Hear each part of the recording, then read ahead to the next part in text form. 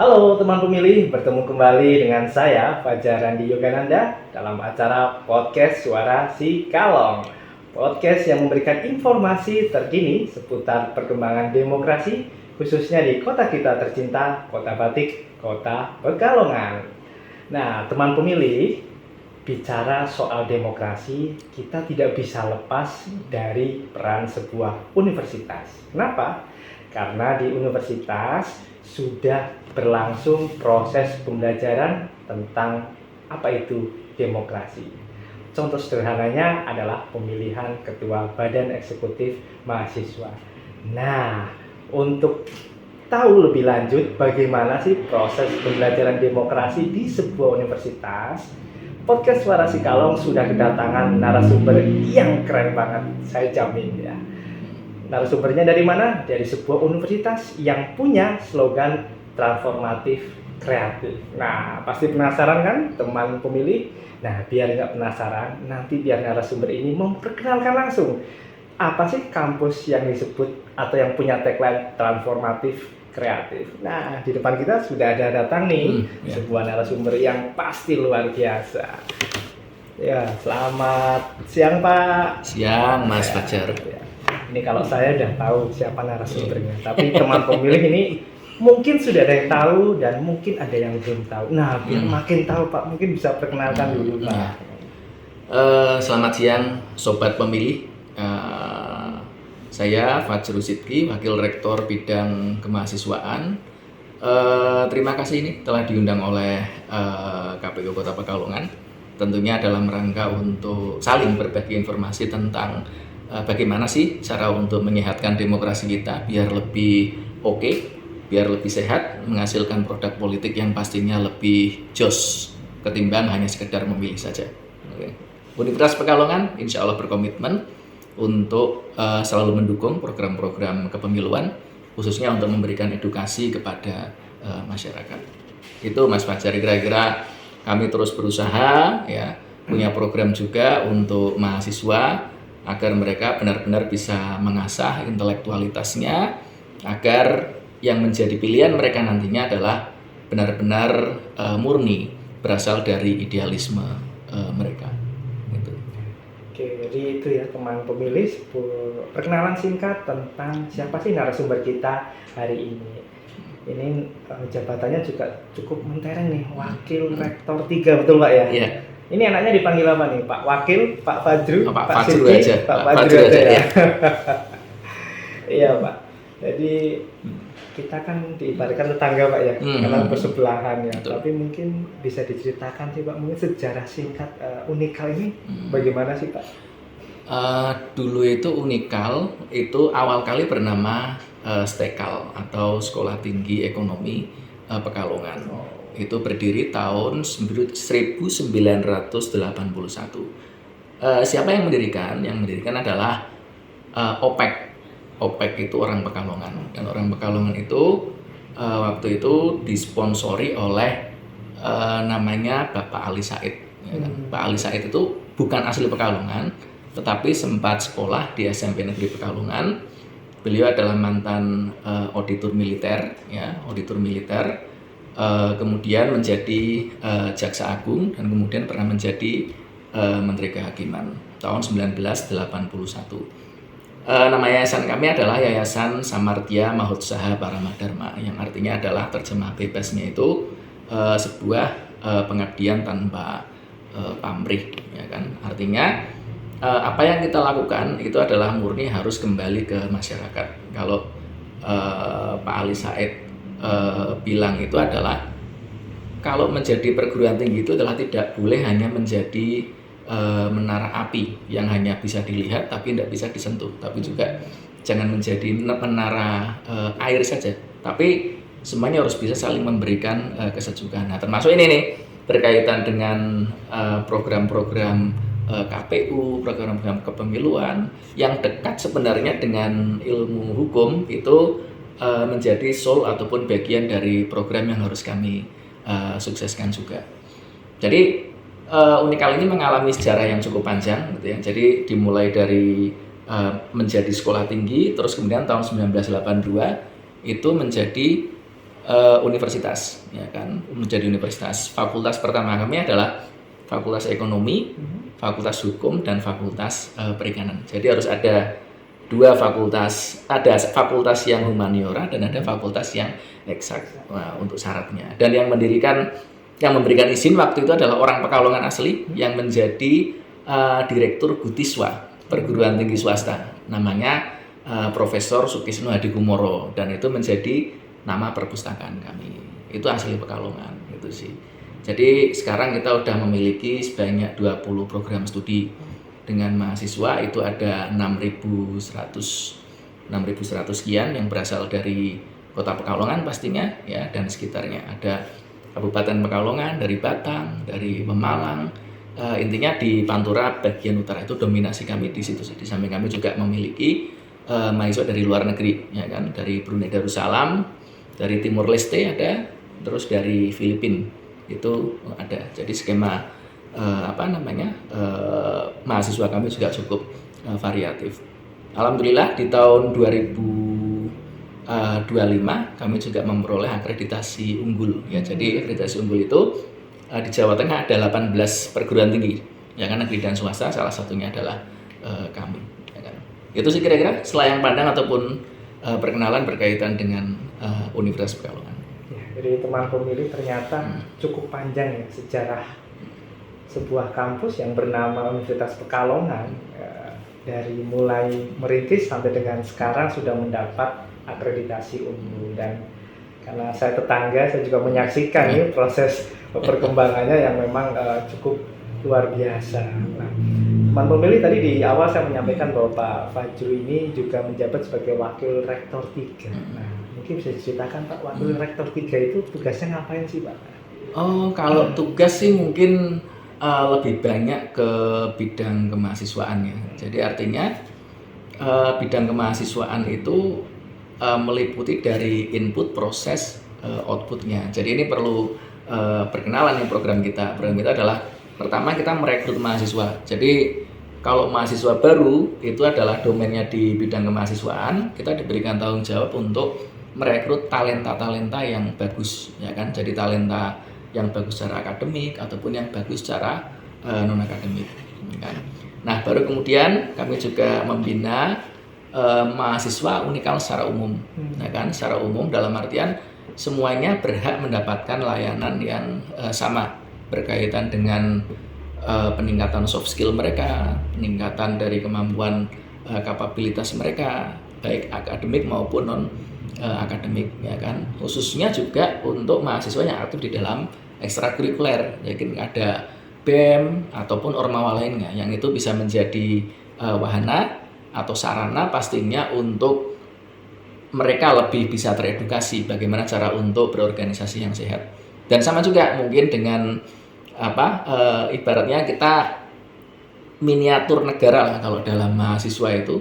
Jadi ada proses pemilihan juga, ada proses demokrasi yang berjalan, dan itu tentunya memberikan pendidikan politik yang berarti bagi generasi muda. Gitu kira-kira Mas Fajar. Jadi ternyata tugas Wakil Rektor 3 ini lebih berhubungan kepada mahasiswa Pak ya. Yeah.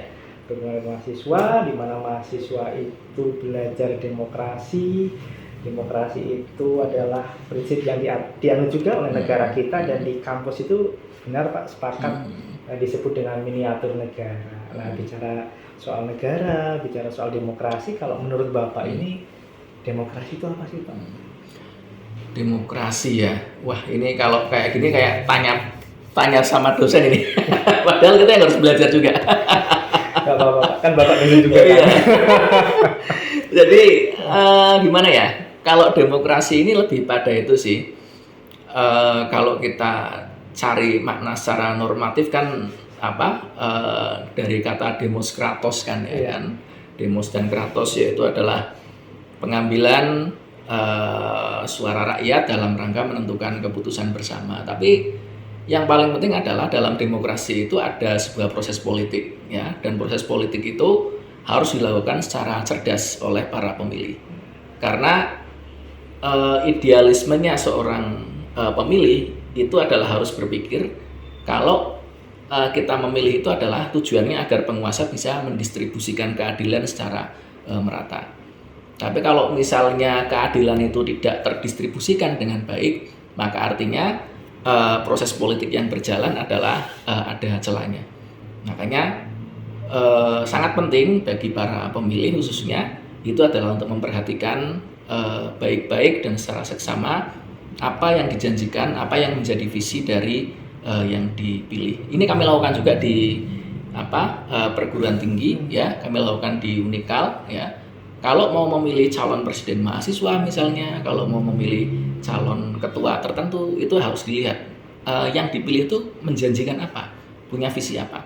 Kalau misalnya visinya itu semua baik, semua visi pasti baik, semua impian pasti baik, tapi harus diperhatikan yang paling realistis itu yang bagaimana, kayak gitu sih.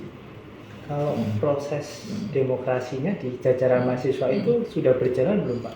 Oh sudah pastinya, ya. Jadi kalau proses di mahasiswa yang pertama adalah kita kan membagi yang namanya lembaga kemahasiswaan itu terdiri dari dua. Pertama adalah Ormawa, yang kedua adalah UKM. Kalau UKM itu pemilihannya itu sifatnya adalah di kelompok mereka, ya kan, karena itu sifatnya peminatan UKM, unit kegiatan mahasiswa. Tapi kalau Ormawa, organisasi kemahasiswaan, kami melakukannya adalah dengan model pemilihan langsung. Jadi pemilihan langsung oleh mahasiswa dengan sistem e-voting, one man one vote, dan itu kemudian menjadi produk politik yang berjalan di mahasiswa, proses politik, sehingga produknya diharapkan kredibel, dan kami juga tidak campur tangan siapa ini yang mau jadi dan lain sebagainya, adalah semuanya diserahkan kepada mahasiswa, serahkan pada mekanisme, dan kita melakukan proses monitoringnya itu adalah melakukan pengawalannya adalah dengan menyediakan sarana yang handal, yaitu dengan sistem informasi yang berkaitan dengan pemilihan dengan model e-voting itu. Ya, jadi untuk proses ini telah berjalan, Pak, ya. Terus kenapa sih, Pak, mahasiswa itu harus belajar proses demokrasi itu, Pak? Penting untuk mahasiswa karena ya kalau kita meminjam istilahnya dari Tan Malaka itu, ya idealisme yang paling keras untuk kita genggam itu adalah idealisme, ya, pemikiran yang paling keras kita genggam adalah idealisme. Kenapa? Karena itu ibarat bara api yang sekarang kita pegang, terus kemudian ketika ada iming-iming sesuatu yang melenakan, itu akan kita lepas, ya kan? Jadi ketika mereka pragmatis nantinya pada saat setelah kuliah, rasakan dulu idealismenya. Syukur-syukur idealisme itu bisa diteruskan pasca kampus. Jadi artinya adalah kita diminta untuk menimbang, ya, untuk menimbang lebih lebih jeli visi mana yang lebih berkualitas, background mana yang akan hendak kita bawa. Karena mahasiswa sendiri pun sebenarnya punya itu, ya, punya bendera. Saya juga tidak tabu berbicara tentang bendera dari kelompok mahasiswamu apa, dari kelompokmu apa, dari kelompokmu apa. Sehingga mahasiswa yang bagus itu adalah mahasiswa yang ideologis, bukan mahasiswa yang pasif, gitu kan.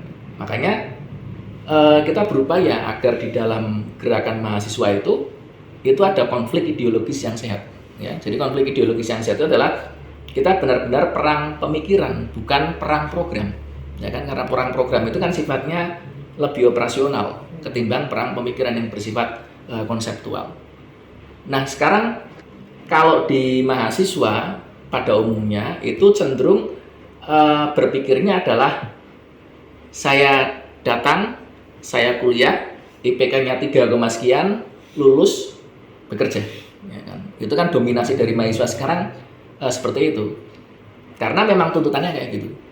Dan sangat jarang sekali sekarang mahasiswa yang memang punya idealisme yang kuat, ya, yang berasal dari yang bisa mencontoh pemikiran-pemikiran para pahlawan bangsa dulu di masa lalu, ya kan. Jadi kalau kita lihat dari sudut pandang bahasa filsafatnya adalah revivalisme, melihat kejayaan masa lalu bisa tidak diterapkan dengan kondisi-kondisi sekarang, gitu kan.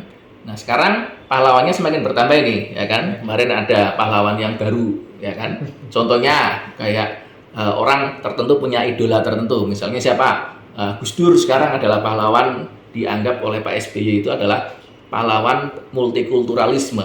Jadi artinya ada sisi-sisi pemikiran beliau yang menjadi yang menjadi highlight ya, di dalam proses demokrasi. Ya, misalnya ada yang melihat pemikiran yang bagus adalah pemikiran dari Bung Karno. Sisi mana? Misalnya dari sisi marhaenismenya, atau pemikiran dari siapa? Dari Nurholis Madjid ya, tentang Islamismenya ya kan, atau tentang santri kotanya. Jadi itu semua bergerak dalam rangka agar mahasiswa terlatih berpikir ideologis kritis. Walaupun sekarang untuk mengidentifikasi mana sih program yang ideologis atau tidak itu susah. Ya, itu sih kira-kira. Ya. Kalau buat teman pemilih nih Pak, yang mungkin saat ini masih berstatus sebagai siswa menengah atas, kira-kira apa sih Pak hal menarik atau yang membedakan proses belajar demokrasi di Unikal dengan di kampus yang lain Pak? Kalau yang menjadi pembeda adalah kita memang dalam setiap kegiatan kaderisasi ya, kaderisasi yang ada di tingkat mahasiswa itu kan ada istilah namanya LKMM TD, LKMM TM, ada LKMM tingkat lanjut ya kan. Nah, kami selalu mengarahkan mahasiswa agar memenuhi semua standar yang dipenuhi, yang dimandatkan oleh Dikti. Ya, jadi kalau yang dimandatkan Dikti itu materinya kan sudah ada. Misalnya kalau di TD materinya ada 5, kalau yang di TM misalnya ada 8 gitu kan. Nah, itu harus ada sisipan materinya, ada tambahan lainnya. Karena yang ditawarkan di materi-materi di Dikti itu adalah sifatnya normatif, ya kan. Maka harus ada pendalaman ideologis yang ketat. Jadi misalnya kita bisa mencontoh dari karakterisasi para pahlawan bangsa ataupun kajian kontemporer tentang kebijakan, yang mana kita latih mereka untuk bersifat kritis terhadap kebijakan.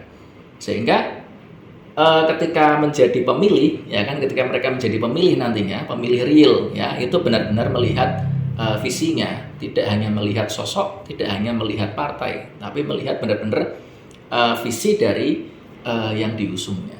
Jadi itu sih yang membedakan kami, dan kami juga sangat meminta kepada mahasiswa, khususnya mereka yang menjadi aktivis itu adalah tidak hanya menjadi semacam event organizer saja, menyelenggarakan kegiatan selesai, tapi perkaya dengan bahan-bahan bacaan yang kuat, pergerakan mahasiswa, tren global, ya kan, global trend itu harus wajib dibaca gitu kan, walaupun kemudian kita dibebani dengan perkuliahan misalnya kan. Jadi ini yang sifatnya harus kami terus tekankan kepada mahasiswa. Oke, ya teman pemilih, menarik ya tentang proses pembelajaran demokrasi di Universitas Pekalongan. Nah, Pak, kalau ada teman pemilih nih yang pengen nanti belajar demokrasi di Unikal atau mau masuk nih ke kampus transformatif kreatif, caranya gimana sih Pak? Caranya tinggal klik di pmb.unikal.ac.id. Karena tugas Unikal itu sebagai perguruan tinggi itu adalah membantu pemerintah dalam rangka mencerdaskan kehidupan bangsa. Ya kan, kami di sini juga tidak hanya mengalokasikan mahasiswa itu hanya dididik secara akademis, tapi non akademis juga kami fokuskan juga, ya kan. Model-model penerimaan mahasiswa baru kita ada yang paling up level, itu adalah kelas internasional kita punya. Jadi ada PMB kelas internasional, terus ada PMB untuk jalur prestasi ada, terus ada PMB untuk jalur reguler. Bagi yang tidak mampu ada jalur beasiswa, ada jalur KIP, beasiswa perbankan, beasiswa yayasan dan seterusnya. Jadi kami memiliki banyak jalur di situ. Tapi terlepas dari itu adalah kami tidak hanya menerima mahasiswa untuk kami sekedar masuk saja, akan tetapi juga tentunya kami melakukan proses pendidikan yang baik di Unikal. Kalau mau datang langsung ke kampusnya, alamatnya di mana sih Pak? Jalan Sriwijaya nomor 3. Ya kan, jadi bisa datang ke sekretariat PMB kami di gedung F lantai 1, ya kan. Di situ teman-teman semua bisa melihat bagaimana pelayanan dari penerimaan mahasiswa kami, dan tentunya kualitas kami dengan terakreditasi unggul ini menjadi sebuah added value ya bagi Universitas Pekalongan, sivitas akademikanya, termasuk juga dengan lulusan atau mahasiswanya. Oke, terakhir Pak, apa sih pesan yang ingin disampaikan untuk teman pemilih yang menonton podcast di episode ini, yaitu tentang belajar demokrasi di sebuah universitas? Pesannya saya mencoba untuk mengutip dari pepatah ya, pepatah dari Belanda. Mohon maaf, bahasa Latin ya, bukan Belanda, bahasa Latin. Non scolae sed vitae discimus. Artinya adalah kita belajar bukan untuk sekolah, tapi kita belajar untuk hidup. Artinya apa? Kalau kita hendak menjadi seorang yang biasa, bersekolahlah, dapat ijazah dan bekerjalah. Tapi kalau kita menjadi seorang yang belajar untuk hidup, bersekolahlah, luluslah, bekerjalah, dan punya kontribusi di masyarakat. Bahasanya adalah khairun nasi anfa'uhum linnas. Jadi yang terbaik di antara kamu adalah yang paling berkontribusi untuk umat, untuk bangsa, untuk negara. Gitu. Ya, teman pemilih, sebuah pesan yang cukup mendalam ya, yang bisa kita resapi, dan semoga kita nanti bisa bermanfaat seperti yang disampaikan oleh pesan dari Pak Fajrul ini ya. Oke teman pemilih, tidak terasa ya kita sudah ada di ujung waktu episode podcast kali ini. Nah, teman pemilih jangan lupa ya untuk nanti subscribe, like, dan juga share video podcast ini di YouTube KPU Kota Pekalongan. Saya Fajar Randy Yogananda selaku host pamit undur diri. Sampai jumpa di episode podcast Suara Si Kalong selanjutnya. Dadah.